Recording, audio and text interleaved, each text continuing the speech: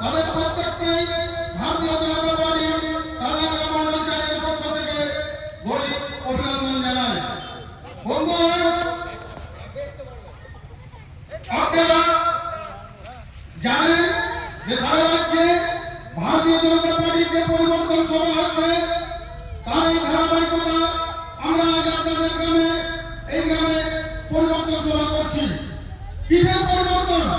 2026-এর যে নির্বাচন হতে চলেছে তাদের রাজ্যের শাসক দল তৃণমূলের পরিবর্তন হচ্ছেই, এটা অবধারিত। লিখে রাখুন, আজকের দিনে তৃণমূল কংগ্রেস সংখ্যাগরিষ্ঠতা হারিয়ে ফেলেছে। আপনারা শুনলেন মিডিয়াতে যে তৃণমূলের বহিষ্কৃত নেতা হুমায়ুন কবির একটি দল বললেন যেটা তৃণমূলের সম্পদ ছিল যে সংখ্যালঘুরা, তারা বুঝে গেছে যে তৃণমূল তারা রাস্তা থাকছে না, তাই তারা সেই তৃণমূল থেকে বেরিয়ে নতুন নতুন দল করছে। আমি সারেন্দার এলাকার মানুষের কাছে, পশ্চিমবঙ্গের মানুষের কাছে এই 11 বছরে তৃণমূল কংগ্রেস আমাদের সামনে কি দিল একটু আপনাদের সামনে জানতে চাই। দেখুন, 2011 পর এই রাজ্যে তৃণমূল কংগ্রেস এসেছে। আমরা অনেক আশা নিয়ে পূর্বতন সিপিএম সরকার যে শুধুমাত্র শ্রমিক কৃষক এর বিরোধ বানিয়ে 34 বছর ছিল এবং কৃষি সর্বনাশ ঘটিয়েছিল, সেই সিপিএম দেওয়ার পর আমরা গ্রাম বাংলার মানুষ, সাধারণ মানুষ আশা করেছিলাম যে তৃণমূল কংগ্রেস কিছু উন্নয়ন করবে। কি উন্নয়ন করবে 14 বছরে সেটা আপনারা ভালো করে দেখছেন। আমরা আস্তে আস্তে রাস্তাটা দেখলাম যে রাস্তা যেতে যেতে যে কোনো সময় দুর্ঘটনা ঘটতে পারে। এত সেই গ্রামে মানুষ দুহাত তুলে তৃণমূল কংগ্রেসকে ভোট দিয়েছে। এই আজ 11 বছর পর 14 বছর পর যখন ভোট আসছে, আপনাদের কাছে আমার প্রশ্ন, এই তৃণমূল কংগ্রেসের নেতারা যখন আপনাদের কাছে আসবে আপনারা যে প্রশ্ন করবেন শুধুমাত্র রাস্তা সেটুকু এই গ্রামে নেই। এই গ্রামে ভালো ভালো ছেলেমেয়ে প্রতি বছর পড়াশোনা করে অনার্স পাস করছে, এমএসসি পাস করছে, তারা শুধুমাত্র পরীক্ষায় বসতে পারছে না 15 বছর ধরে। এটা কিসের জন্য? এই একটা দুষ্কৃতি সরকার, এই দলাবাজি সরকার, এই চোরদের সরকার এই পশ্চিমবাংলার শুধুমাত্র মোল্লাদেরকে সন্তুষ্ট করার জন্য 15 বছর ক্ষমতায় আছে। কিন্তু তারা আজ বুঝে গেছে মুসলিম সমাজ বুঝে গেছে একটা এই সরকার থাকছে না। তাই আমরা শুধু বলতে চাইছি যে আগামী 2026-এর নির্বাচন হতে চলেছে, সেটার সাথে এই সরকারের যে পতন অনিবার্য সেটা আমরা এখনই বলছি। আমরা সারেন্দাবাসীর কাছে অনুরোধ রাখছি, আসুন আমরা আগামী 2026-এর যে নির্বাচন ভারতীয় জনতা পার্টিকে একটিবার মাত্র সুযোগ দেবেন। পশ্চিমবাংলার ইতিহাসে জানেন ভারতীয় জনতা পার্টি কোনোদিনই সরকার পরিচালনা করেনি।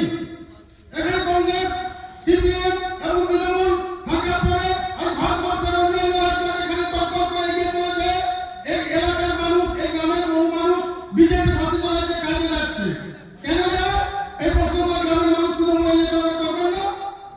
আমরা বলতে চাইছি 2026-এ ভারতীয় জনতা পার্টি সরকারকে সুযোগ দিন। এই দক্ষিণ বাঁকুড়া পিছিয়ে পড়া জেলা, বাঁকুড়া জেলা নিজে পিছিয়ে পড়া, দক্ষিণ বাঁকুড়া আবার পিছিয়ে পড়া।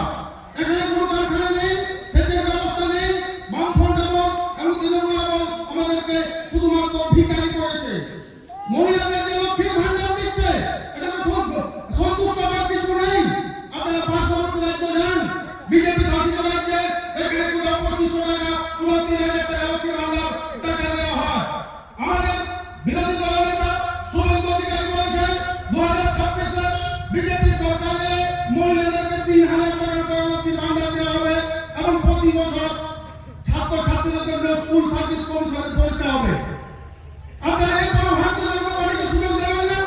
আমার আশা, আমি অবশ্যই আশা রাখি আপনারা এরপর ভারতীয় জনতা পার্টিকে 2026-এ একটা সুযোগ দেবেন নতুন বাংলা করার। আজকে দেখুন যে ভারতবর্ষের যে অন্যান্য এই মুখ্যমন্ত্রী কেন্দ্রীয় সরকারের উন্নয়নমূলক স্কিমগুলি আপনাদের গ্রামে ঢুকতে দেয়নি। এই গ্রামে অনেক বয়স্ক মানুষ আছেন যারা চিকিৎসা করার জন্য বাইরে যান। অর্থাৎ আয়ুষ্মান ভারত যেখানে 5 লক্ষ টাকা করে কেন্দ্রীয় সরকার দেয়, সেটা এই গ্রামের মানুষ পাননি, এই পশ্চিমবাংলার মানুষ পাননি, শুধুমাত্র এই মুখ্যমন্ত্রীর জন্য। আমরা 100 দিনের কাজ যেটা গ্রাম বাংলার মানুষ প্রতিদিন কাটেন, সেই 100 দিনের কাজ এখন কেন্দ্র সরকার 125 দিন করেছেন, কিন্তু আমাদের রাজ্যে পাইনি। কেন পাইনি? এই চোরাবাজ, এই চোরদের